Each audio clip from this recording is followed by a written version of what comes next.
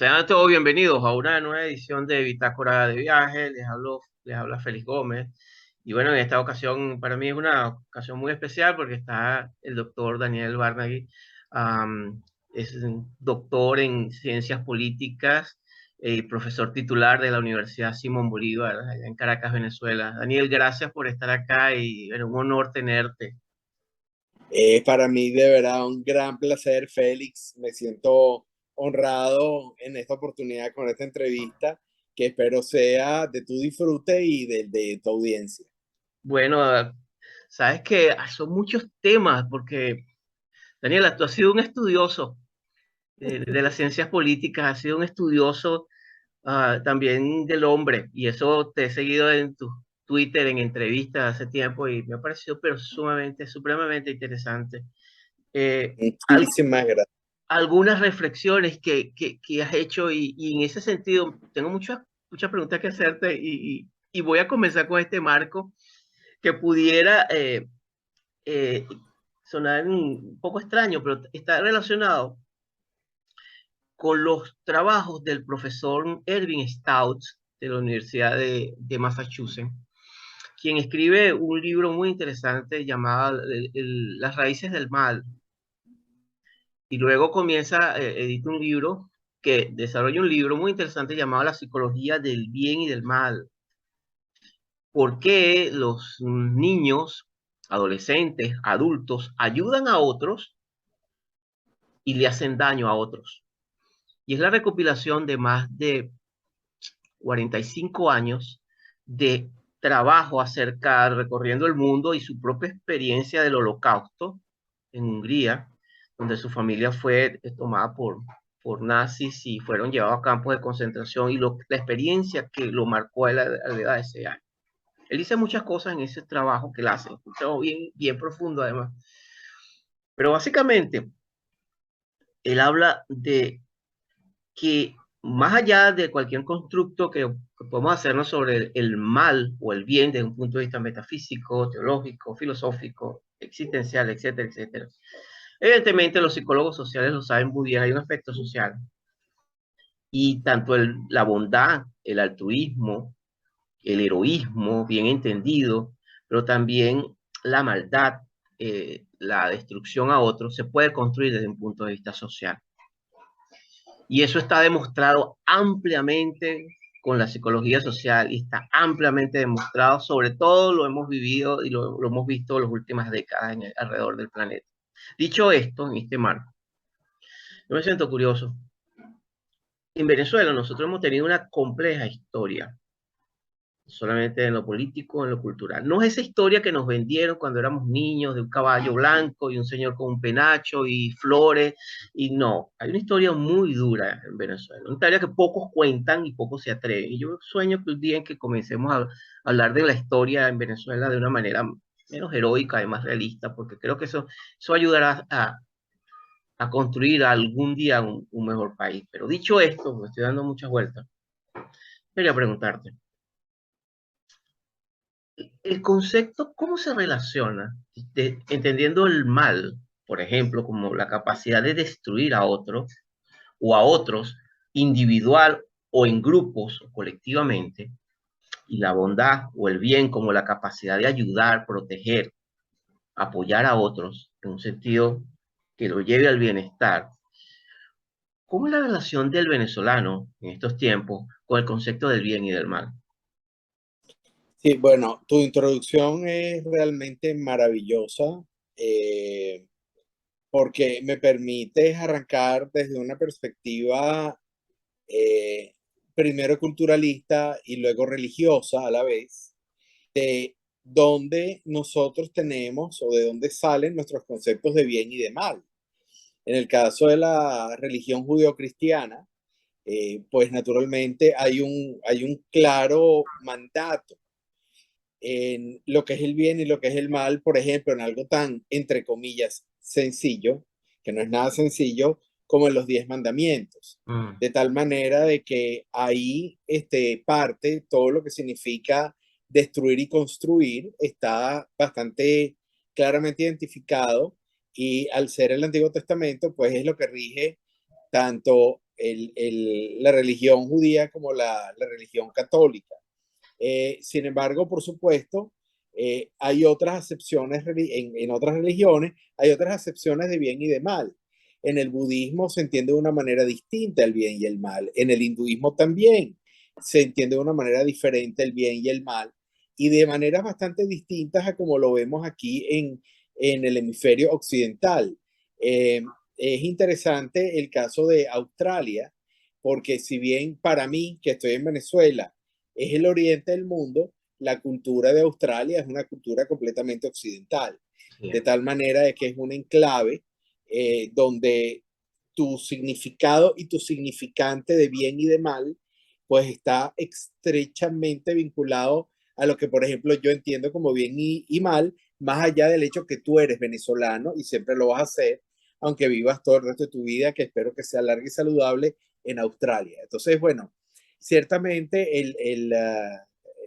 la acepción de bien tiene mucho significado con la palabra construir, y la palabra mal tiene mucho correlato semántico con destruir. Pero no solamente, hay veces que hay muchas construcciones sociales donde, y por eso es que tengo que elaborar un poco la respuesta, donde el mal tiene que ver con construir.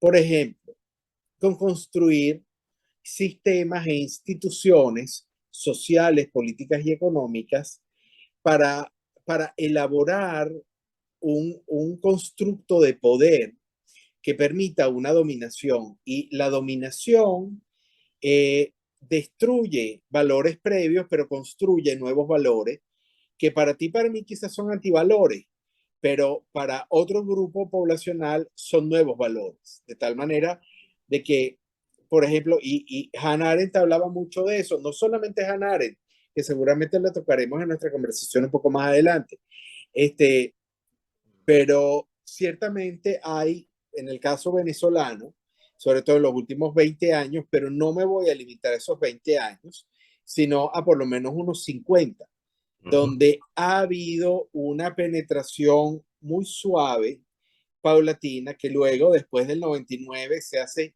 mucho más ampulosa de lo que es el mal, ¿no?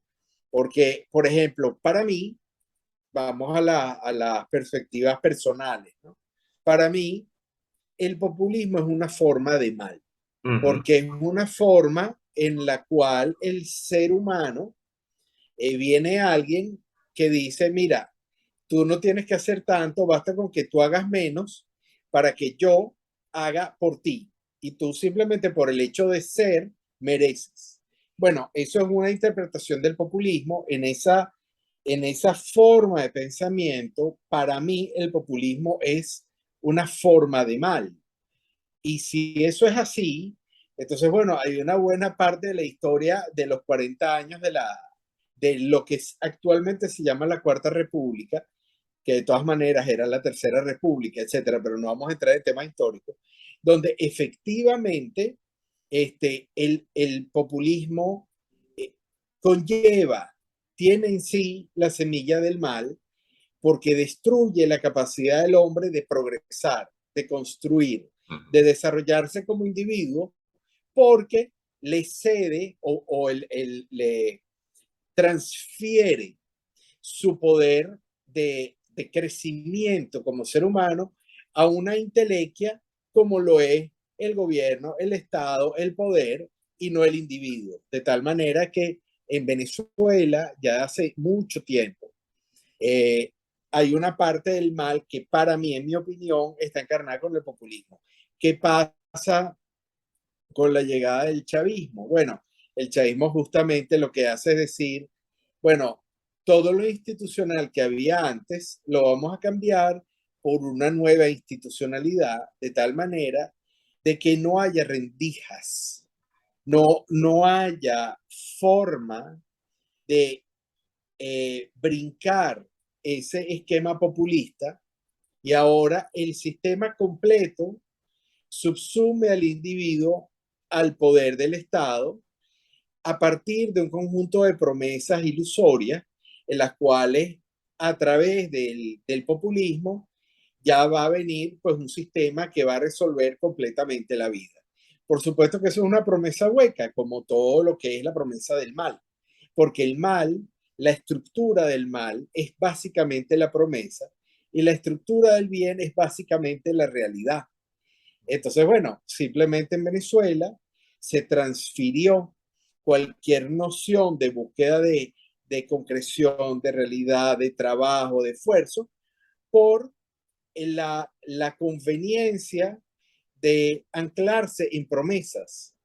Y al ser una promesa, tú mantienes al individuo y mantienes a la sociedad permanentemente encadenado a ti porque tú siempre puedes argumentar por cuáles razones esa promesa no se convirtió en realidad. Y entonces esa promesa es una forma de mal y de mal profundo y permanente. Es un tema enorme porque sabes que, escuchándote, hay una, hay una serie que vi recientemente, Daniel, se llama Misa de Medianoche. Eh, la están pasando en Netflix. Te voy a confesar, yo Netflix la veo poco y soy muy selectivo con Netflix. Sin embargo, esta serie me llamó la atención poderosamente porque la manera como plantean el mal, al final es muy breve. La gente está, es una pequeña isla eh, de pescadores americanos, los cuales son muy apegados a la religión. Y sencillamente, eh, para hacértelo breve, ellos van a la misa de medianoche y al final de la misa de medianoche quien estaban adorando era un vampiro, ¿no? Y cómo la ideología, cómo las ofertas y cómo se usa la Biblia, por ejemplo, eh, para justificar las barbaridades y las atrocidades más grandes en nombre de eso. Absolutamente. Yo te confieso que no he visto la serie, la he escuchado, pero ahorita con tu comentario me comprometo a verla y a A mí que en algún momento la converse. me estremeció la Sí. serie. No por el horror, que es una o dos escenas, es la profundidad de los diálogos acerca del bien y del mal y la relatividad cuando se usan, cuando la gente usa.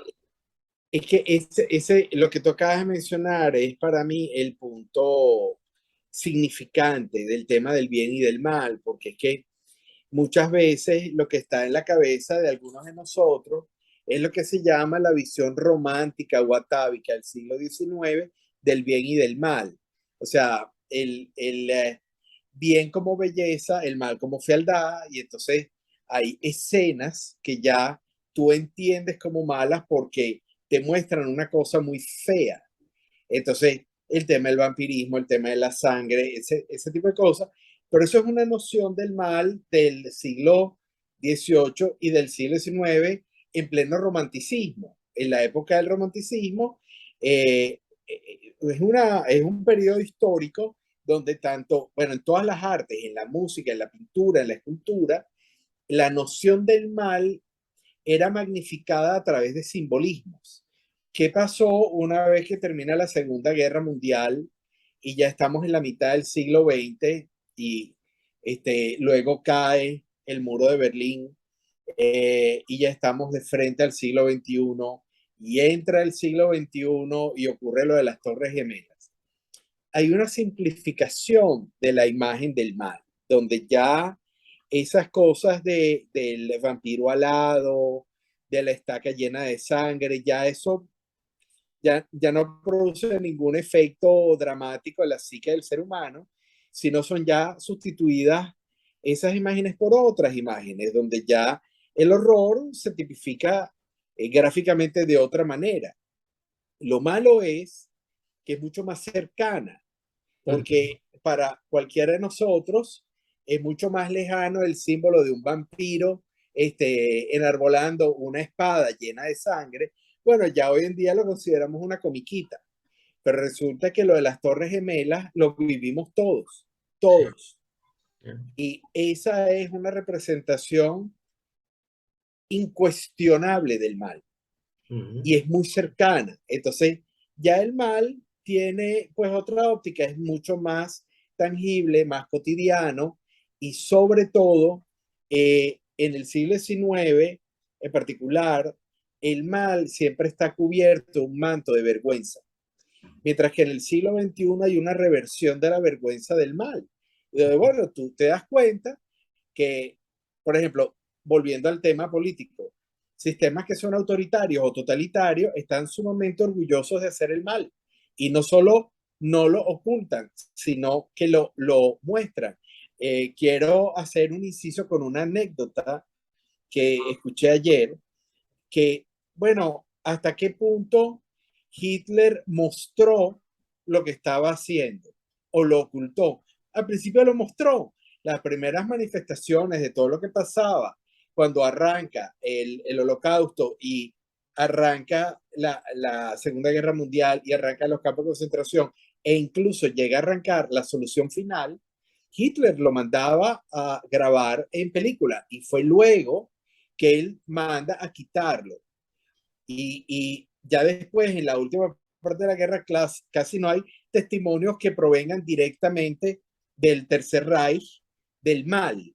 Bueno, hoy en día nos encontramos un poco con lo inverso, donde la, la, los peores horrores que nosotros estamos viviendo en esta época de la humanidad son de la propaganda de gente que quiere difundir eso sin ningún ápice de vergüenza, como que bueno, el mal es una herramienta para mantenerse en el poder sin ningún problema. Entonces, hasta la vergüenza por mostrar el mal se ha perdido.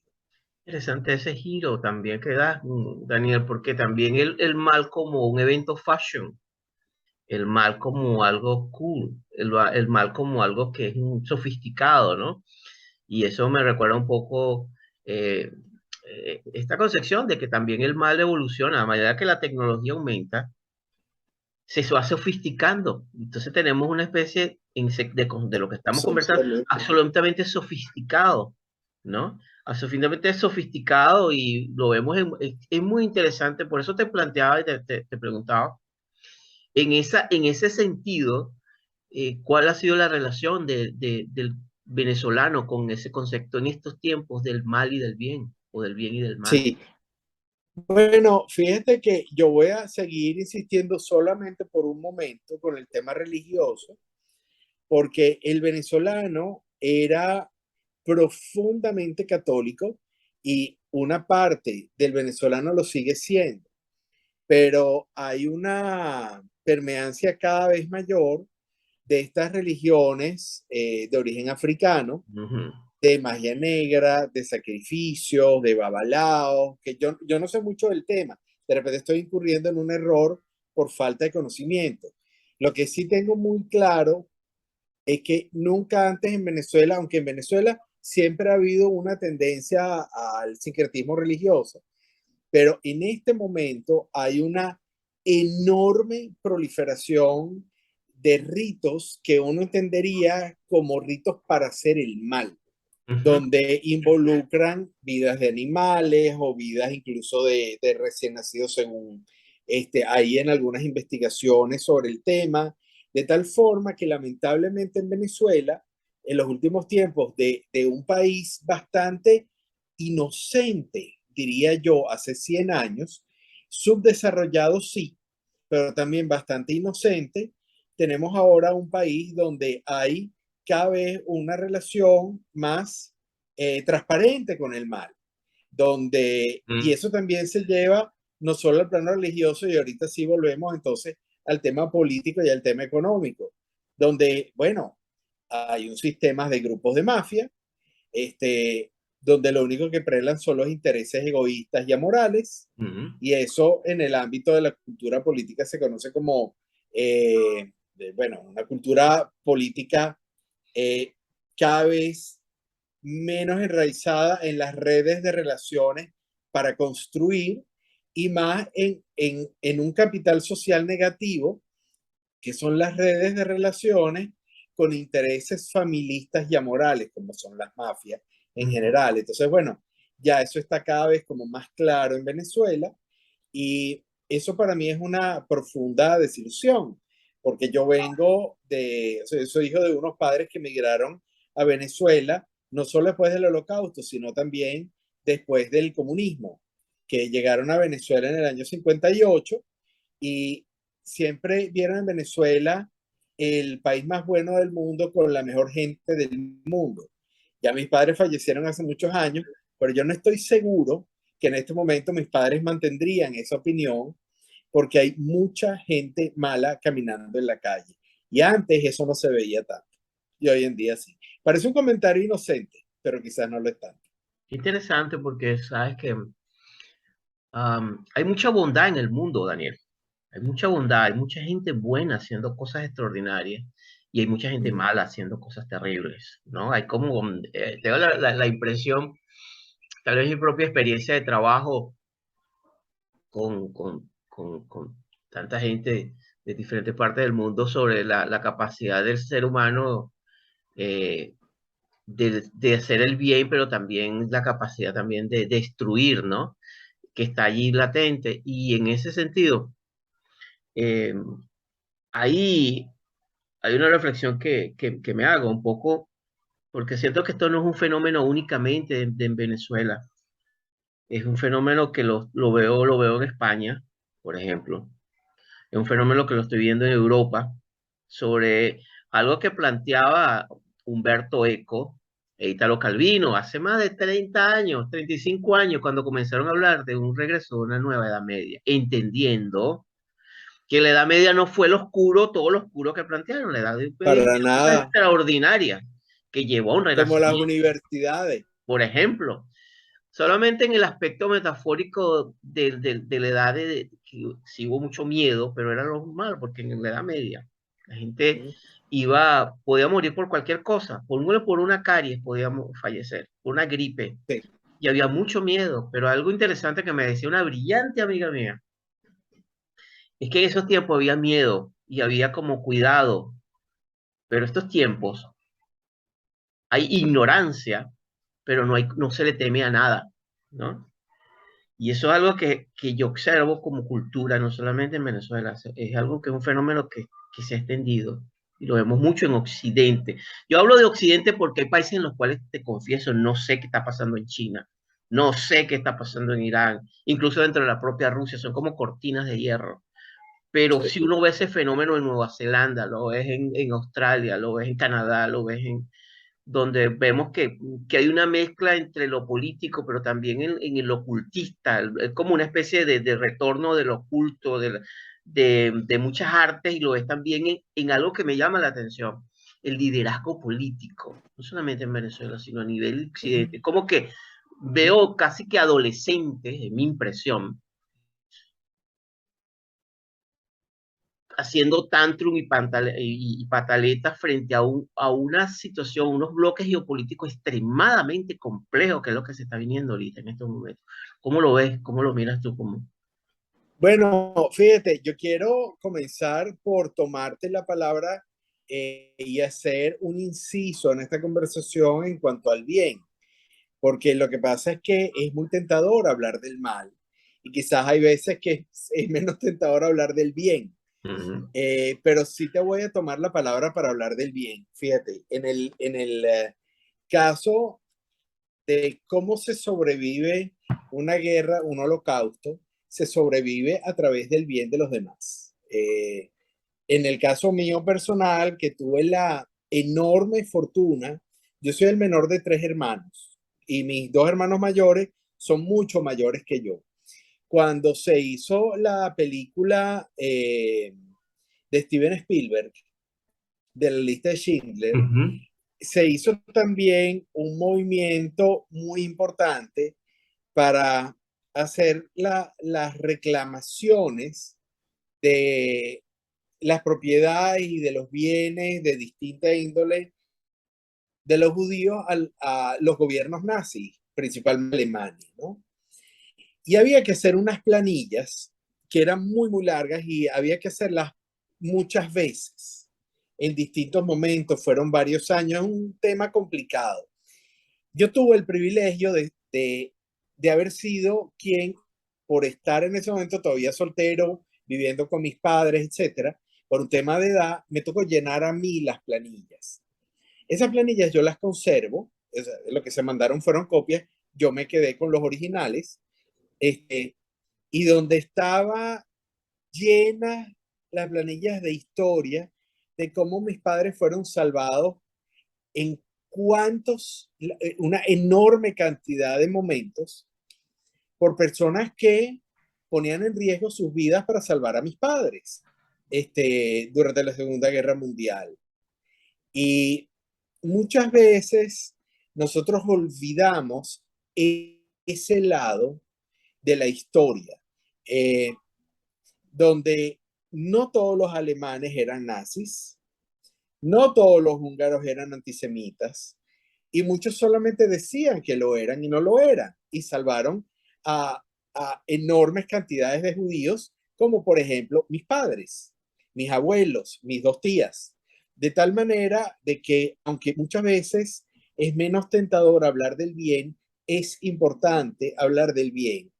Y como, por ejemplo, eso, en términos de conceptos de la ciencia política, también son extremadamente importantes. Así como hablamos brevemente del capital social negativo, tenemos que hablar del capital social positivo y cuál es el efecto que eso ha tenido en Venezuela. Venezuela, como todos sabemos, se ha depauperado de forma impresionante, pero más que nunca en Venezuela tú quizás puedes contar con un vecino, puedes contar con un amigo. Aquí las campañas para fundraising por medicamentos o porque hay una cirugía o porque hay una situación de salud muy particular o una coyuntura familiar son a diario. Lo interesante es darse cuenta que una buena parte de esos fundraising logran su cometido con pocos aportes, pequeños, modestos aportes, que dan otros venezolanos desde Venezuela y desde otras partes del mundo para ayudar a personas que ni siquiera conocen en muchos casos, ¿no?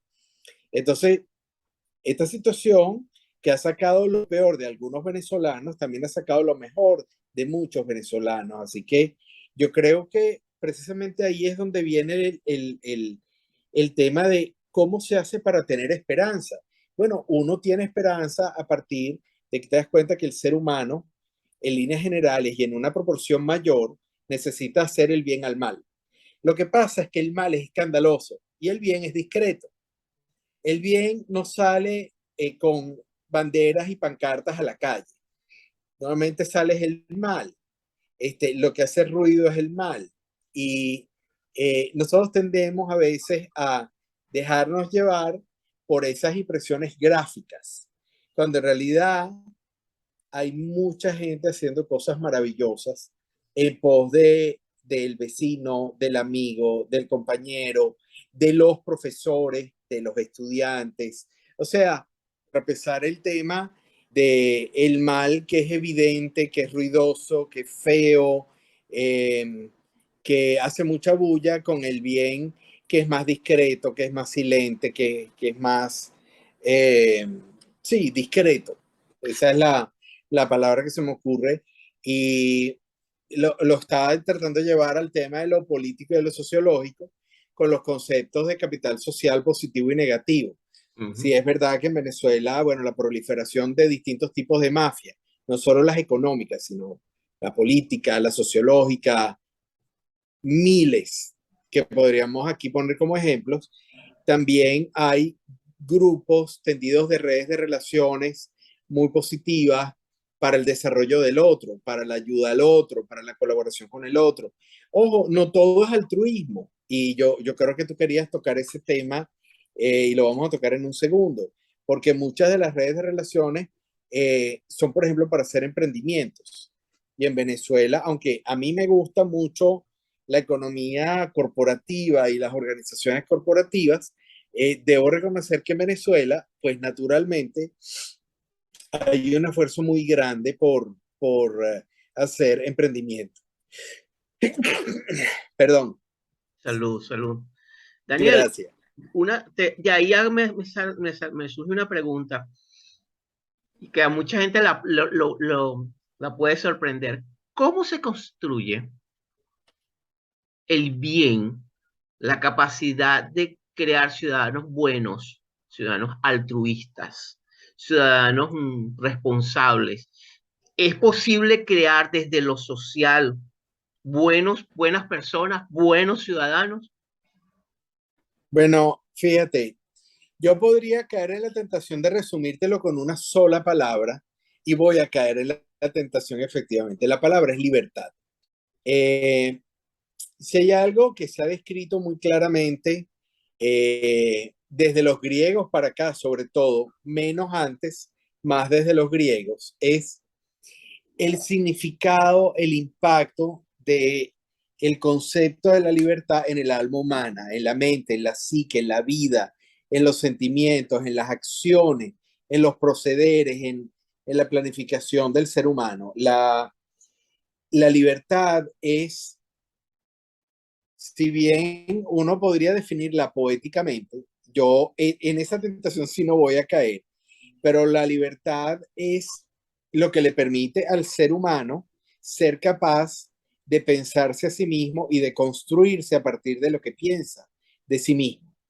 Eh, es una inspiración extremadamente poderosa, extremadamente. Y en la ciencia política, nosotros lo que vemos, y hay cientos de años de investigación al respecto, es que la ambición de libertad, el deseo de libertad, hace que el ser humano tome de sí lo que no imagina para lograrla.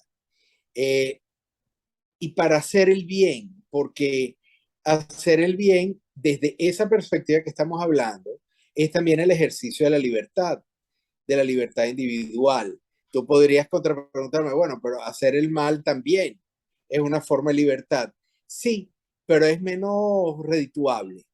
El ser humano cuando busca la libertad en líneas generales, trata de construir sociedades ajustadas a derecho, en un estado de derecho, donde se premie el bien y se castigue el mal. Porque básicamente la libertad tiene un gran sinónimo, que no todo el mundo lo ve así, pero es un sinónimo de libertad, que es la responsabilidad. Entonces, la construcción de la libertad, desde el punto de vista de la teoría general del Estado, eh, implica la construcción de la responsabilidad. Y la construcción de la responsabilidad se hace a través de la construcción de las instituciones, de las cuales la fundamental es el Estado de Derecho y todas las instituciones que tengan que ver con la búsqueda de la justicia, de tal manera que libertad y justicia son indisociables. Es una sola cosa en sí misma para el ser humano y para que el ser humano evolucione desde el punto de vista social y político. De tal forma que, bueno, justamente ahí es donde yo pienso que cuando el ser humano busca su libertad, hace acopio de lo mejor de sí mismo, y normalmente lo mejor de sí mismo no es el mal, es el bien. Ujú. Es muy, muy interesante y sabes que hay precisamente el profesor Félix Zimbardo, en su trabajo El efecto Lucifer, eh, Ajá, ¿por qué las personas buenas hacen cosas malas?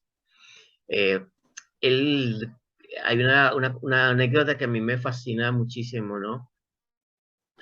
Él cuenta que él estaba haciendo el experimento de Stanford, creo que era ya el día número 7, donde para los que no conocen un poco del experimento de Stanford, tomó creo que 15 alumnos, 15 personas como prisioneros y 15 como guardianes, creó una cárcel artificial, pero les dio los roles, uh, uniforme y todo, y bueno, el experimento se esperaba para 2 semanas, mientras los estaban filmando uh, 24 horas, y se le fue, ya el día séptimo se le fue el experimento porque comenzaron a ver una serie de conductas sádicas por parte, es decir, tomaron lo que hacían de guardianes, se metieron en el rol de una manera que comenzaron a hacerle daño, y no solamente en un sentido emocional, psicológico, físico. Él cuenta, hay una anécdota que me parece interesante en base a esta conversación, que él uh, estaba tan metido, él estaba entregado al mal cuando él estaba viendo los videos, porque él no le importaba el dolor de los demás, él estaba fascinado, era con su experimento. Pero en ese tiempo él estaba saliendo con una estudiante que estaba haciendo doctorado también, él era profesor ya, y ella entró al experimento. Y le dijo, Phil, ¿qué estás haciendo? ¿Qué estás haciendo con esos muchachos? ¿Qué clase de monstruo yo estoy saliendo? No quiero saber más nada de ti. y le tiró la puerta y se fue enfurecida. Él dice que fue uno de los Ujú, momentos más impactantes de su vida, porque él quedó en ujú, shock y entonces él se dio cuenta de lo que estaba pasando. Gracias. Y él le dedica en su libro El efecto Lucifer, de Lucifer Effect, a su ángel que lo salvó. Y es muy hermoso porque después de 40 años de Philip Zimbardo de estar estudiando el mal no ujú. solamente individual, sino grupal, a nivel colectivo, a nivel de naciones, etcétera, etcétera, llegó un momento en que dijo, no, yo necesito comenzar ahora a estudiar el bien y el heroísmo. Y comenzó a enfocar todo su trabajo hacia el heroísmo, y el heroísmo implica desde acciones pequeñas, como darle paso al puesto a unas señoras en el bus o en el tren, o sencillamente ayudar a alguien con las bolsas. Y ahí comenzó un proyecto hermosísimo que se llama Heroic Imagination, la imaginación heroica, para enseñarlo en las escuelas, en las cárceles. Es un programa de paso simple de acercar a la gente con un poco lo que tú estás hablando, ¿no? Y eso me llama porque también a veces uno necesita un ángel, alguien que le diga, hey, ¿qué está pasando? Y ahí donde hablo el tema de las instituciones, cuando si nos vamos a lo macro, también el liderazgo, ¿no? A veces necesitamos gente que desde la honestidad y la congruencia, que es una palabra que se usa poco, congruencia, llevamos esa palabra, porque la congruencia genera algo que se llama, que es la conexión con la presencia. Es decir, congruencia es cuando lo que yo siento y pienso se traduce en mis conductas. Y pasado, y hay principios en lo que yo hago. Eso genera un poder enorme en cuanto a liderazgo. Y yo creo que a veces necesitamos un poco de esos ángeles. Y a veces cuando no están necesitamos activarlo nosotros, pero necesitamos conversar eso, decir eso. Qué, qué buen punto el que me acabas de tocar. Lo que tú tocas del tema de Los Ángeles es un tema que a mí me llama mucho la atención, curiosamente, ¿no? Porque es que si bien yo tengo una formación científica bien rigurosa, yo coincido contigo que tanto a nivel individual como a nivel social, hay veces que de verdad uno valora la presencia de algunos ángeles. En el caso de la política, esos ángeles son los buenos gobernantes, son aquellos líderes que llevan a la sociedad a ser capaces de transformarse positivamente a sí mismas, ¿no? Eh, Quizás no tengo la visión en este ámbito que estamos al lado, pero sí el ángel de carne y hueso que tiene un conjunto de tentaciones importantes y no se me sale de la cabeza la figura de Abraham Lincoln, Ajá. que vivió una vida tan difícil, tan compleja, tan llena de distintas tentaciones y realmente fue capaz de unificar una nación y de llevarla a un derrotero completamente diferente al que estaba antes de él. Y por cierto, que él se lanzó varias veces a distintos cargos, entre ellos el de presidente de los Estados Unidos, y no lo logró. Entonces, además, también hay un tema con Los Ángeles en este sentido de que es lo oportuno. Entonces, además de la palabra que acabas de usar, que es congruencia, la otra palabra que me encanta usar también es la de oportunidad, lo de oportuno. Ajá. Y eso uno tiene en la vida distintos tipos de ángeles sin ninguna duda, ¿no? Quienes tuvimos la fortuna de tener buenos padres, pues obviamente también son ángeles, pero ¿qué quiere decir en el sentido tridimensional el ser un ángel? Alguien que te forma, alguien que busca que tú tengas un conjunto de valores, de principios, de normas, de elementos educativos y culturales para poder progresar en la vida. Lo mismo son los grandes líderes transformadores de las sociedades. Este, Ahí es donde volvemos al tema de lo del bien y lo del mal. Ujú. Estos ángeles no necesariamente llegan solamente para prometer la felicidad eterna a la sociedad, muchas veces es al revés. Este, Quien ganó la Segunda Guerra Mundial, y estoy usando una figura, por un lado literaria, pero por el otro lado de liderazgo, que es Winston Churchill, porque yo estoy totalmente convencido de que él fue el artífice de la victoria en la Segunda Guerra Mundial. No era precisamente una bellísima persona, era una persona muy compleja, muy complicada. Hay gente que incluso considera que no fue una buena persona, pero sin duda alguna logró la transformación del mundo, no solo de Europa. Gracias a él es que se lleva adelante el esfuerzo de combatir el mal y de obtener una victoria. Tú podrías ahí preguntarme, pero entonces, bueno, si ganó Churchill la Segunda Guerra Mundial, ¿dónde dejamos a Stalin? Bueno, Stalin es una de las representaciones del mal en términos de liderazgo político del siglo XX. Bueno, es que el bien nunca es puro y el mal nunca es puro. Así que bueno, eso quizás es un ejemplo de la vida donde para transformar a las sociedades hay que también saber tender lazos y alianzas que no necesariamente nos resulten muy simpáticas, pero donde el beneficio es mayor que el perjuicio. Y hay también una imagen de este pintor Usher, que es como una especie de icono de ángeles y demonios en círculos, y donde los ángeles pueden pasar a ser demonios y los demonios ángeles. Y esto lo uso como alegoría, porque, como metáfora y analogía, porque también los demonios pueden convertirse en un ángel en ciertos contextos, y los ángeles en Sin demonios. duda alguna. Ese concepto también de dinamismo entre lo que puede pasar, una cosa, y que también está muy metido con el contexto donde uno se está moviendo, se está relacionando, creo que también es crítico y muy importante tenerlo en cuenta. Daniel, sabes que a eso yo me iba a una parte que yo te envié algo y tú me decías, ¿qué es esto? Dice Revelation, revelaciones. Esto tiene un contexto, te voy a explicar algo. Comenzando contigo, a mí me ha venido esta siguiente frase. Hay una banda, y esto sonará extraño, hay una banda de heavy metal de los 80 llamada Iron Maiden. Claro. Y Iron Maiden es una banda que no es una banda de esta que es una banda muy interesante, primero porque Dickinson es historiador, graduado. Es un hombre y con las letras de Iron Maiden tienen que ver mucho con historia. Y hay una pieza particularmente compleja que se llama, una de mis favoritas, que se llama Revelation, Revelaciones.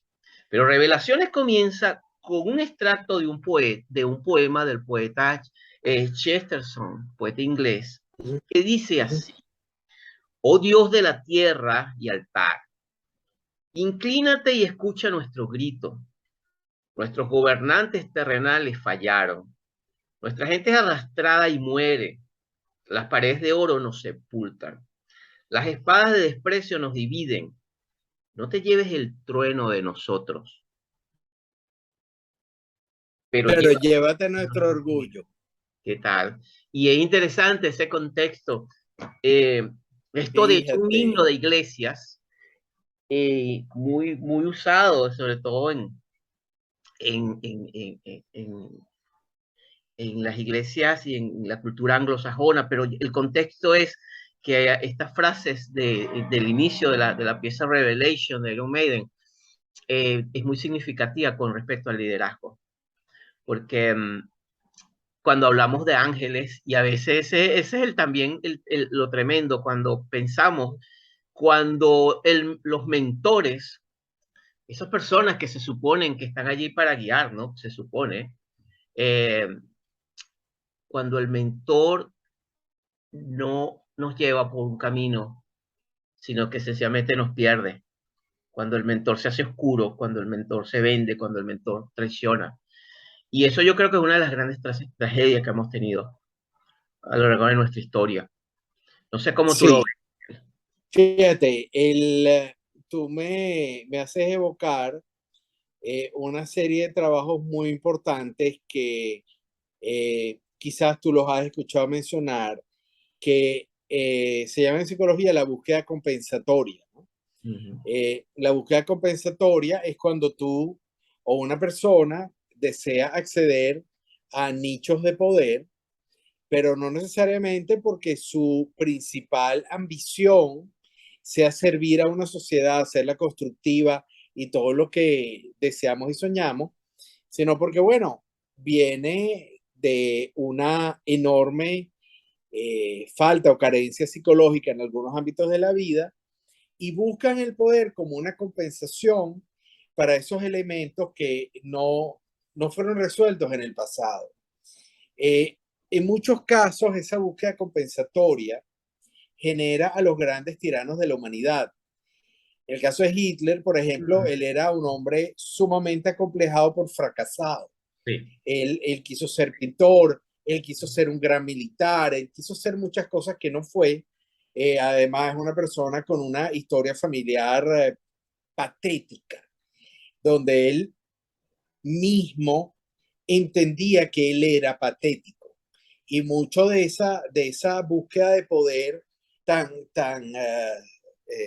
extrema, justamente lo hacía para compensar sus carencias psicológicas y lamentablemente no fue detenido a tiempo. Eh, Como ese ejemplo, hay muchos otros más. Pero también me llama mucho la atención el texto, lo tengo aquí ahorita, sí entiendo qué fue lo que me mandaste y por qué me lo mandaste. También hay ejemplos de lo contrario. El caso del presidente Roosevelt en Estados Unidos, el único que fue presidente electo 4 veces. Lo que Ujú. pasa es que él murió entrando al cuarto mandato, no Johnson. falleció Roosevelt. Y Roosevelt. Sí. sí, y él era un personaje increíble porque él tuvo polio muy chiquito y era un hombre que cuando se desarrolla, su desarrollo fue muy escueto, tenía un cuerpo pequeño, poliomielítico, obviamente era paralítico, se trasladaba básicamente con silla de ruedas, pero él tenía un papá que era un pastor, si no recuerdo mal, anglicano, pero un Seguramente. hombre sumamente grande, eh, bueno, tipo terrible. Y entonces él lo minimizaba mucho por la condición física de su hijo, que era de verdad, para el papá, el hijo era un ser muy inferior, ¿no? Y Franklin Delano Roosevelt, él busca, digamos, entrar en la política y buscar el poder un poco para compensar y terminó siendo uno de los mejores presidentes de la historia de los Estados Unidos. ¿A qué voy con todo esto? Ciertamente la búsqueda compensatoria hace que algunas personas lleven a su máximo potencial el mal, como mencionaba con el caso de Hitler. Y esa misma búsqueda compensatoria, que desde el punto de vista de la psicología es el mismo fenómeno, hace que personas como Roosevelt hayan buscado todos los recursos internos para llegar a ser el, el, el extraordinario presidente ser humano que fue, de tal manera de que depende de qué parte de la semilla se desarrolla. Si Ujú. es la parte, cuando tú la riegas, que está torcida o es la parte que está derecha, para usar unos términos coloquialmente aceptados como tales, ¿no? Ujú. Entonces, en política, eso es particularmente importante entenderlo y verlo, de que hay líderes que logran convertirse en seres que realmente buscan la evolución de sus sociedades, pero hay líderes que buscan la involución de sus sociedades, porque en ambos casos cada quien es como siente que se maximiza el poder. Ajá. Y eso no es universalizable, eso depende de cada quien. Afortunadamente, creo que los buenos ejemplos son más que los malos, pero los malos son mucho más notorios. Ujú. ¿Cómo es la cultura?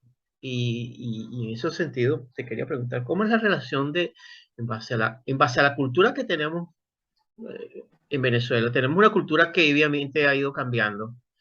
eh, y evidentemente en los últimos 22 años ha cambiado aún más drásticamente. Eh, Porque para que tengamos el tipo de, yo no puedo llamar eso liderazgo, es un tipo de liderazgo obviamente, pero eh, lo que existe que detenta el poder, y no únicamente dentro de lo que el régimen actual que tiene Venezuela, sino también eso que llaman la oposición, yo ahí tengo una visión bastante escéptica, eh, tiene que haber una cultura para tener lo que tenemos. No es algo que viene por generación espontánea. o crear una especie de chivo expiatorio. Estos son los malos y nosotros somos los no, no, esto vamos a ser adultos y vamos a ser responsables en nuestra historia por primera vez y vamos a asumir responsabilidades. Tiene que haber una cultura que implica incluso intelectuales, periodistas, Ujú, empresarios, ujú, políticos, gente que ha detentado, estamos hablando de élite. Y el Kibalión dice, como es arriba es abajo también. ujú. Y a eso me refiero en el sentido de que, bueno, ¿cómo ha sido la cultura que hemos tenido para generar lo que se ha generado, para incluso sustentar lo que como hemos tenido en estas últimas décadas, trágicas por demás en nuestro país? Sí, bueno, fíjate, esa es una pregunta que yo agradezco especialmente porque tiene que ver con mi línea de investigación, que es cultura política, capital social, ética y desarrollo. En Venezuela se mide la cultura política desde el año 1973 Ujú. con el estudio, digamos, primigenio de Valoira y Marx. Fue un estudio muy importante. Hasta la fecha se sigue midiendo cultura política. Y aunque el tema es sumamente extenso, yo sí te lo voy a tratar de resumir. Este tema que yo te comentaba de las mafias no es nuevo en Venezuela, no es nuevo. En Venezuela hay una proclividad a la conducta de mafias, a conformar mafias, porque en Venezuela hay una cultura que varios autores han llamado la cultura, digamos, del vivo, del vivaracho, Sí, del claro. que se colea, ¿entiendes? O sea, Mm. eso es un tipo de conducta y actitud que cuando tú lo ves de forma individual significa una cosa, pero cuando tú lo llevas al tema colectivo y sociológico, pues significa que hay una enorme cantidad de grupos de personas simplemente buscando beneficios oportunistas, de tal manera de que, y el resto de la sociedad, bueno, no siempre los detecta a tiempo. ¿Entiendes? Porque tú tienes gente que de manera inicialmente muy respetable, muy respetuosa, muy auténtica, tú piensas que de verdad están enarbolando un cambio o una búsqueda de progreso o de evolución, pero en el camino se dan cuenta de que les es más conveniente, por ejemplo, seguir en la posición de la oposición y no de gobierno, Mm. porque pueden obtener un conjunto de prebendas mayores como oposición que como gobierno, o que ser oposición puede servir más a sus intereses que ser gobierno. Acuérdate que también en Venezuela la figura del mártir político es algo que mucha gente busca, Mm. aunque parezca insólito, pero hay cosas que la gente busca, como que lo vean como quién se sacrificó, quién fue a la cárcel, quién lo sacaron de la cárcel, quién tuvo que, o sea, no quiero ahondar más porque no estoy hablando de nadie en particular, Claro. pero también estoy incluyendo a personas que lamentablemente en el camino sí, un poco, no es que cambiaron de bando en temas ideológicos, de repente dentro de sí, sí son una oposición, pero en la praxis resultó más conveniente, más cómodo o más rentable ser de la oposición. Lo mismo te digo con respecto al gobierno, o sea, mucha de la gente que ocupa altos cargos de gobierno, este, estuvieron en algún momento ligados al sistema político preexistente y Absolutamente. estuvieron en partidos políticos, o sea, la gente que hoy en día integra una buena parte del gobierno no vienen de Marte, o Claro. sea, vienen de partidos como en su momento fue Acción Democrática, como fue COPEI, como fue URD, el MEP, etcétera, el MIR, el MAS, etcétera. Entonces, y estudiaron en las universidades a las cuales dañan hoy en día, restándoles presupuesto, eliminando la posibilidad de hacer investigación científica y humanística reales. Entonces, bueno, sí, lamentablemente, eso también para mí es una forma de maldad, Ujú. es el engañar a la sociedad, este, aunque no necesariamente fue la voluntad inicial, pero sí, las transformaciones humanas ocurren. Hay gente que, bueno, de repente era muy buena y por muchas razones comienza a girar hacia otros ámbitos de pensamiento que son cualquier cosa menos constructivo. Y lamentablemente en Venezuela en este momento tenemos mucho de eso. Me recuerdas mucho los anillos del poder de Tolkien. Sí. Cuando te pones el anillo, hay una escena maravillosa cuando Frodo le ofrece el anillo de poder a Galadriel. Y Galadriel, la reina de los elfos. De los elfos. Y ella le dice, apártalo, apártalo de mí. Es un poder terrible y es una responsabilidad demasiado terrible, ¿no? Y te lo preguntaba un poco porque, bueno, es que yo creo que hay cosas interesantes, ¿no? Y fíjate, yo converso a veces con muchos venezolanos que estábamos en diferentes partes del mundo. Hay venezolanos en Indonesia, hay venezolanos al norte de China, hay venezolanos hasta en Siberia. Es increíble la cantidad de lo que ha pasado, ¿no? Sí. Y yo tengo, lo digo de manera muy transparente, yo tengo tres trabajos para poder vivir, para poder pagar austera y honestamente mis cosas, ¿no? Am, y me siento muy orgulloso de eso, Daniel, cómo decirte, porque todo pues mi vida es una vida honesta y pueden revisar mi cédula a ver si tengo algún negocio sucio o guisos o qué sé yo, no, eso no existe y eso puedo dormir tranquilo, eso es una satisfacción que tengo enorme. Pero cuando uno ve muchos que esto que vende como el exilio y una cantidad de cosas, viviendo con unos niveles de obtención tan grandes, y uno revisa el resumen de trabajo y no tienen un solo trabajo en su vida que no sea ligado a la política, uno no deja de Ujú. sentir asco y náusea, porque muchas vidas han Sí, sido sacrificadas, sí, mucha gente ha sido torturada y muchas vidas han sido destruidas en nombre de seguir gente con muy pocos escrúpulos. sí. Generalizar, caramba, toda generalización dice que es una mentira, pero a mí me cuesta conseguir uno realmente que tú puedas decir. Y ahí te pregunto, y no, ni siquiera se trata de una cuestión de nombres. Estamos hablando más que todo de investigación. Esta nueva generación que se hacen llamar políticos, ¿no? Que se hacen llamar. ¿Cuáles, ¿Cuáles son las motivaciones para llegar al poder que tú observas en tu trabajo de investigación?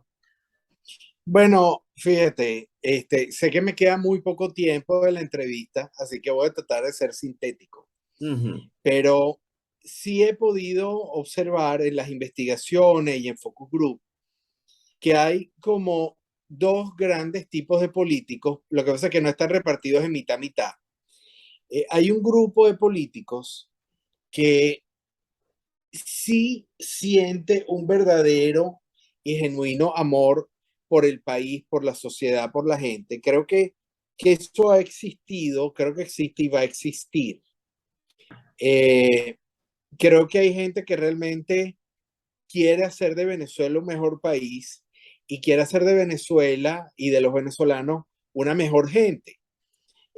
Lo creo muy sinceramente y lo veo particularmente en partidos políticos más bien pequeños y lo veo también en muchos movimientos de base social. Y eso me llama mucho la atención, qué es lo que está pasando con el liderazgo en, en zonas rurales o en zonas de muy bajos recursos o en zonas que son suburbanas, donde tú te das cuenta que hay una casta de poder bien diferente, bien distinta, donde lo estábamos hablando en la parte anterior que lamentablemente no te respondí. ¿Qué es lo que tenemos hoy en día de la Edad Media? Bueno, tenemos mucho de la Edad Media, mucho oscurantismo, con un gran manejo de las leyes de Maxwell. Creo que conocemos y manejamos muy bien las telecomunicaciones, la teoría electromagnética y todo lo que eso ha hecho del mundo un mundo moderno. Creo que manejamos mucho mejor el concepto de higiene y de salud, que es tu área, pero tenemos sociedades donde claro que hay mucha oscuridad y donde hay menos miedo, pero también tenemos grupos de políticos que realmente quieren, al menos en el caso venezolano, construir un nuevo modelo de país. Pero En este momento lo que es más visible, lamentablemente, es un poco lo que tú apuntabas. Políticos que nos han defraudado, que nos han entristecido, políticos a los cuales la sociedad o una buena parte de la sociedad civil ha seguido en vano. Ha pagado con vidas humanas valiosísimas creer en esa gente. Y por eso en este momento en Venezuela, y los estudios todos lo reflejan unánimemente, estamos viviendo el peor momento, la mayor crisis de confianza interpersonal en las instituciones en toda la historia del país. Por lo menos desde el punto de vista de cultura política, te digo, del año 73 para acá. Porque bueno, simplemente la sociedad civil dejó de confiar en sus líderes, ya no importa el color, perdió la confianza y lo que se está estableciendo es un conjunto de redes de relaciones para intentar sobrevivir. Entonces, bueno, hay mucha evasión, hay mucha ilusión, hay muchos bodegones y hay una enorme, enorme pobreza, una enorme cantidad de enfermedades que pensábamos que estaban erradicadas del país, de las cuales no se habla. Y estamos tratando de ver cómo la sociedad civil trata de sobrevivir a todo eso, entendiendo en quién puede confiar.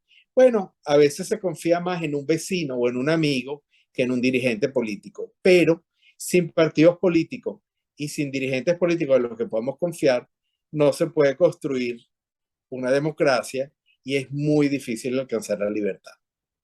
Sí, es un tema enorme. Y yo creo que por ahí escuché una frase que, un poco para cerrar ya la entrevista, de que Venezuela, yo creo que hay un sector, no puedo, la vida, la experiencia me ha enseñado a no generalizar, pero creo que hay un sector de la población venezolana, tanto dentro como fuera, que ha aprendido, ha iniciado la ruta de las naciones serias, que no es el de la risa fácil, el de que todo es fácil, sino que ha aprendido a través de todo lo que le ha tocado, a través de ese desierto que nos ha tocado atravesar solo, eh, muchas veces incomprendidos, pero creo que también en medio de todo eso hemos empezado a encontrar mucho, algo que a mí me maravilla, que lo tocabas, la capacidad también de crear internamente recursos, la capacidad de crear en nosotros mismos, la capacidad de apostar por el bien, por apostar por proyectos